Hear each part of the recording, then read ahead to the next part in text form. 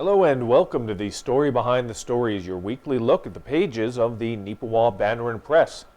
I am your permanent temporary host, Eoin Devereux, here in the big chair. Thank you very much, as always, for taking a little bit of your time to spend with us. This week, I am joined by Kira Paterson.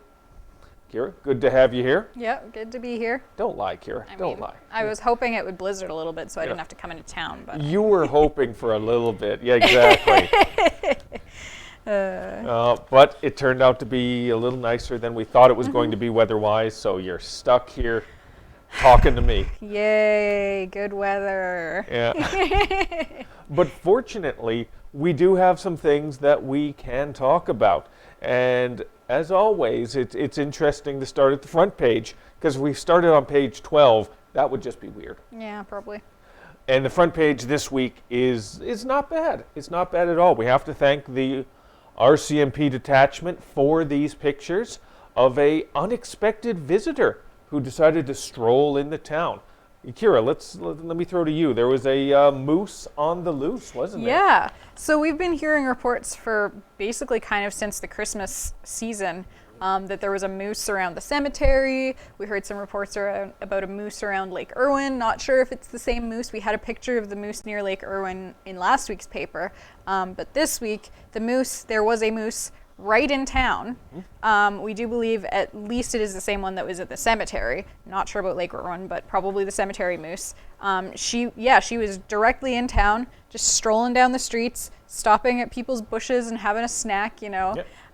So the RCMP and Manitoba Conservation showed up to escort her out of town. And she left town on Sunday. Yeah. But apparently our hospitality is too good or something, because she didn't want to stay out. Neepawa is the place to be. Obviously. And all the moose agree. Yes. That should be our catchphrase now. We'll get rid of stories take a beautiful turn. All the moose agree, Neepawa is the place to be. Heck yeah. And the moose ended up getting as far in as Tupper and Elizabeth. So it got in fairly far into the community. Fortunately, they were able to wrangle the moose and get it out. Moose came back in, as Kira said. But our last update, and we didn't receive any new information before we went to publication deadline, was the expectation that the moose would be fully sort of out of the community limits by Wednesday. So hopefully that is the case. Unless, of course, you pick up next week's edition of the paper and you see a moose walking through this building. Oh, that'll be news. That will be a story. And the moose will be hosting next week's edition of the Banner Press. Yes, I'd watch that episode. Strangely enough, better than us.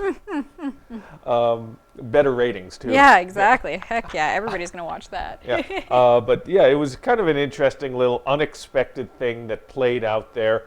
As Kira said, there'd been sightings of the moose in the cemetery, pictures sent to us of potentially the same moose out by the lake. So it was kind of a little bit of fun to start off 2021. And we all need a little bit of fun right about now, I think, definitely.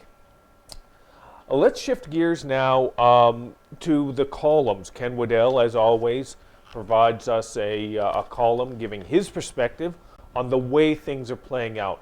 And Ken has been pretty COVID heavy as of late, as many columnists have been, because that's still sort of hovering over everybody right now. But there was a new news item that came through that he definitely wanted to sort of put a perspective on. And that had to do with Manitoba agriculture and the way it seems to be treated by the provincial government.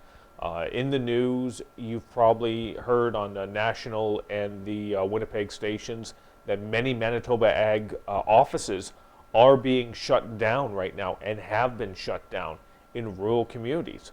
Neepawa's office hasn't been shut down. It is still operational, but it's going to have to take on a lot extra workload from all these other communities that are being closed down right now. And Ken's not pleased with it. And quite honestly, yeah, he's not wrong on that. I mean, rural areas need these types of accesses, in my opinion, to this type of information. And for it to be shut down, it sort of bottlenecks where an agricultural producer is able to get that information, get that insight. and it's not helpful for anyone in the industry, in my estimation. But what's your take? I mean, I'm actually curious. I would be curious to see how many people actually use the services of the Manitoba Agricultural Services Corporation, better known as MASC. I call it MASC because I'm lazy. But yeah, I'm just curious how many people, how many farmers use those services, and if that had anything to do with why they closed some of the offices. Like, that could be that those offices, the people there had nothing to do because nobody was calling them up, nobody was asking for any of the services or anything like that.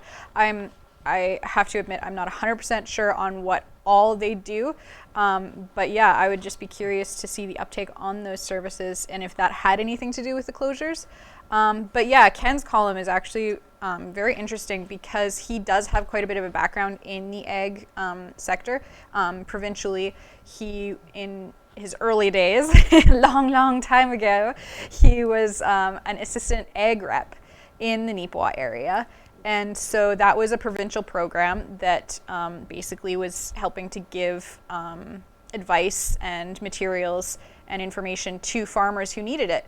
And so he was on the front lines of that back in his day. And I mean, I guess it's still his day, he's still alive, but back in his old days. But yeah, but yeah, so he does give a little bit of the history firsthand. He knew exactly what happened in the different communities and how it all worked. So it's really interesting to read what resources the province actually used to supply to farmers and how it has been pared down so much. I can offer a little bit of a perspective to your question there, Kira, about how much it was used. To a degree, Ken obviously has much more experience over the years, but I have a touch of experience with it as well. When I first got into the business, journalism and media, I worked, believe it or not, as the ag reporter for CKLQ 880 based out of Brandon. So I'd be up at 4 in the morning, I'd be calling what at the time were called the GO offices and the GO centers, short for growing opportunities, that were throughout the entire region. And I would phone up every single one in every single region and ask them, what's going on in the fields? What's happening right now? And they would be able to give me on-the-spot updates. And it was so easy, quite honestly. Anyone who's heard me talk about agriculture knows I don't know as much about agriculture as I probably should. But I was willing to learn, and that's how I did it, by going to these individuals and asking them the questions. And they were able to provide it in a straightforward insight that I was then able to share with the listeners. And I was also able to share with the ag producers the information they needed. So they were very helpful to me, and they were very helpful as well to ag producers. I'd hear from the GO office representatives that, yeah, we'd have some days, especially during the spring and especially during the fall, their phones would be ringing off the hooks, or they would be out in the fields. They would be talking face to face with these individuals. And that's the way it was. I got into the business 2004, and I was the ag producer, or not the ag producer, the ag reporter for CKLQ from 2004 to 2006, before they shifted me over to regular news. I guess maybe I shouldn't say regular news, but sort of general news. Yep. So I got to know these individuals pretty well, and after that fact, it was about 8 or 9, I think, I may be misremembering, that the GO offices and GO centers started shutting down, and that was a very valuable resource that was being taken away. And even now, to see more of these facilities taken away, Ken's right on this. The internet's fine, but the internet is a wide open field where you can find anything anywhere. But when you need sort of very specific, regionalized information, where can you find that? And you can't find that really, not easily, on the internet. And you can find other advice, but most of it has a little bit of a skew to it. You can talk to businesses, but a lot of businesses, ag businesses, are trying to sell you something. So maybe not they're steering you in the direction that you need. as an ag producer. So it's an unfortunate loss that we might not understand. I might not understand it. I haven't been in a field in a while. Kira, your family has fields, so you've been in a field much more recently than I have. Oh yeah, all the time. That's why Kira is our new ag reporter. Since the Go Center's closed down, I don't have anywhere easy to go, so I'm not going to do it. Yep. But no, this is one thing that definitely is very unfortunate to see, and Kent's perspective on it really lays out why this is not in the best interests of Westman ag producers. Take a few moments, even if you're not directly connected to the ag industry, or think you're not directly connected to the ag industry, it's worth a read to get that perspective. So, all right, let's move over. Kira, you wrote a story, very interesting to sort of see how this developed. For those of you that are unfamiliar, the Dylan Neufeld and the Neufeld family. Walk us through what you talked about with them. Yeah, so the Neufeld family are from Neepawa. Dylan Neufeld, the oldest son of Dan and Rhonda, he was diagnosed with cancer in December. And some people may know him he played football on the Neepawa Tigers high school team in Neepawa. He was picked up by a Canadian Junior Football League team, and he was most recently recruited by, I believe it was the Edmonton Huskies. Yep. And he hadn't had a chance to play yet because of COVID-19, but he was a very up-and-coming football player. And he diagnosed with cancer. His family are having a little bit of a tough time now because his mom, Rhonda, is taking time off work because they are going to be living in Winnipeg. They're looking for a place to rent, so there's going to be a little bit more financial strain. So some of the family friends are kind of pulling together to do some fundraisers. So I spoke to Brandy Falk. She is a close family friend of theirs, and she was one of the organizers of a few fundraisers. And they're actually doing some really neat things. They are doing a 50-50, which they sold out their first 50-50, which was about $6,000 in total. So raised $3,000 for him, $3,000 for the winner, approximately. And they're doing another 50-50 draw. They've also raised over $5,000 in just donations because they've opened a fundraising account, I guess, at Stride Credit Union. So anybody can either e-transfer or go to a Stride Credit Union branch and deposit money into this account to donate. They are also doing a cool little fundraiser kind of to support him in, obviously with chemotherapy and some of the treatments for cancer, you lose your hair. So people are encouraged to shave their head, get a crazy haircut, dye their hair, do something fun with their hair in support, and then make a donation as well. They've raised a couple $100 that way since I last saw the update, which was about a couple weeks ago. So there could be a lot more now. But yeah, so it's really great to see that there's been a lot of community support, because it's one of the worst, probably one of the worst medical news that you can get is that you've been diagnosed with cancer. And this, what he has, is an extremely rare and aggressive form, but luckily he has been responding well to the treatment. So it's really encouraging to see that A, he is responding well to the treatment, and B, the community is really pulling together to help out this family, help them with some of the financial strain that is involved with having to like temporarily move to Winnipeg and not be able to work for a while and all that kind of a thing. So yeah, it's kind of sad, but it's also a little bit heartening on two different fronts. Yeah, no, it's definitely, you're right about that. I mean, something like this type of news out of nowhere, especially for a young man who's just sort of reaching the peaks, the primes. I've covered Dylan on many occasions. I've gone and covered the football games back when football was a thing. If I remember right as well, I believe he was also, I think, a member of the hockey team, or maybe a family, another, or maybe his brother, because the Neufeld name I'm familiar with from the hockey as well. But and I talked to him a few months ago. Oh God, not even a few months ago. It may have been almost up to 8 or 9 months ago now. since this COVID thing, when he first signed with the Huskies. We had that story in last year's edition of the paper. He was excited about the opportunity. The Edmonton Huskies, if I remember correctly, are one of the top tier organizations in senior football.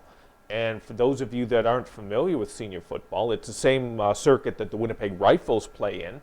I'm sure you've heard of that team through new sportscasts at CBC, CTV, whatnot. It's the same circuit as that. And for many people in Canada, it has served as a stepping stone into the Canadian Football League. There are several players in the CFL, even to this day, that started off and were playing in the senior circuit there. Not all of them, get drafted at college. Some of them need to sort of mature and prime themselves on the senior circuit, sort of build up their cred. And this was a great opportunity for Dylan on this.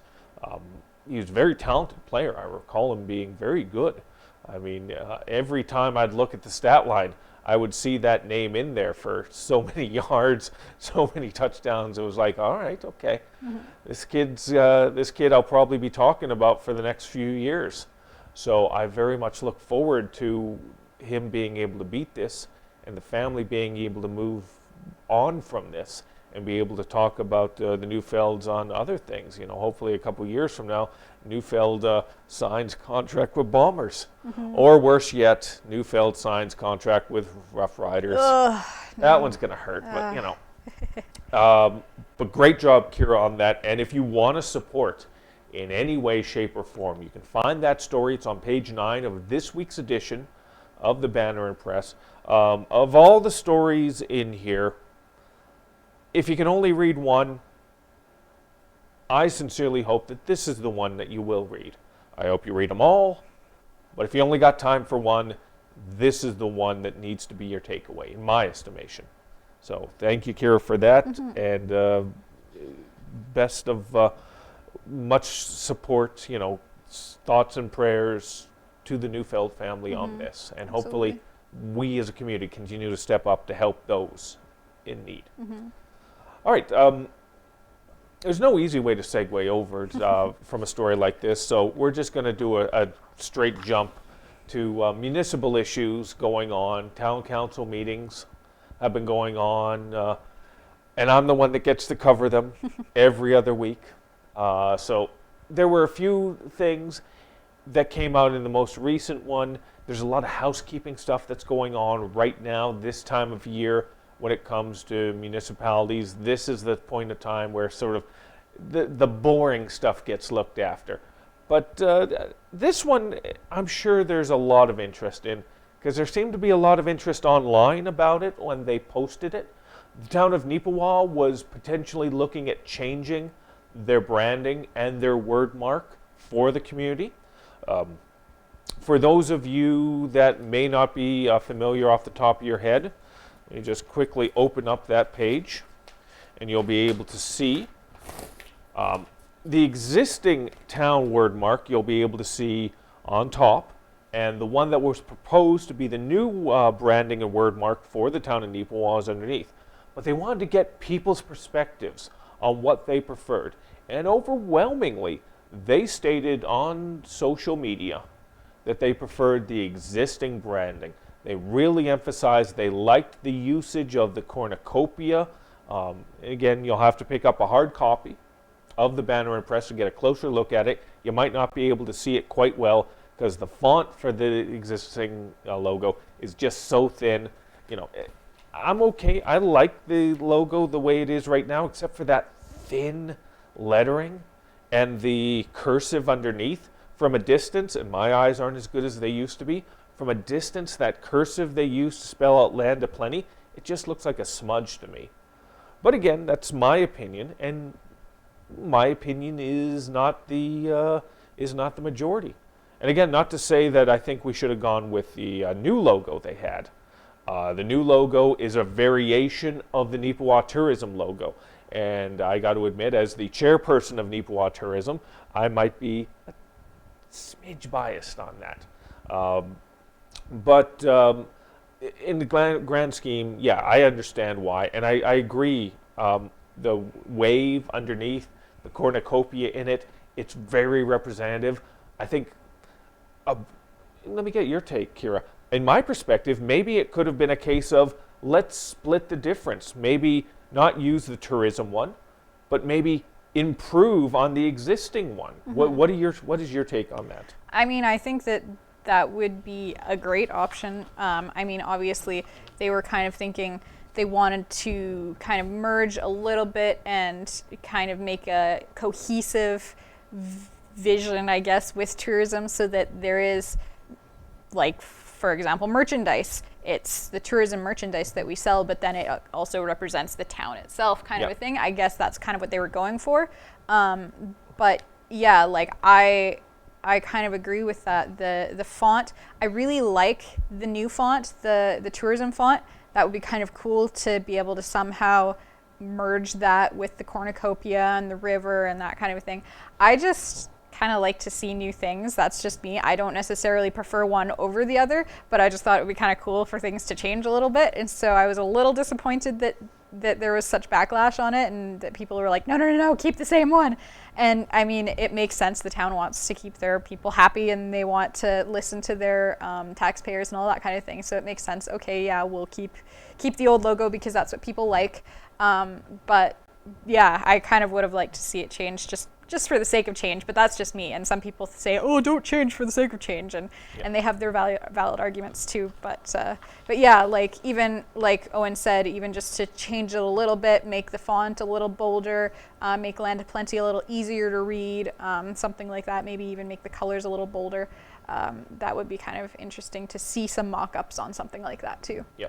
And again, what I've heard from a lot of people with the Neepawa Tourism logo is that the N is too vague, it's too abstract. Some people have taken away and see a rooster. Some people have taken it and say they see other things. Me, this might be telling of me and my mindset.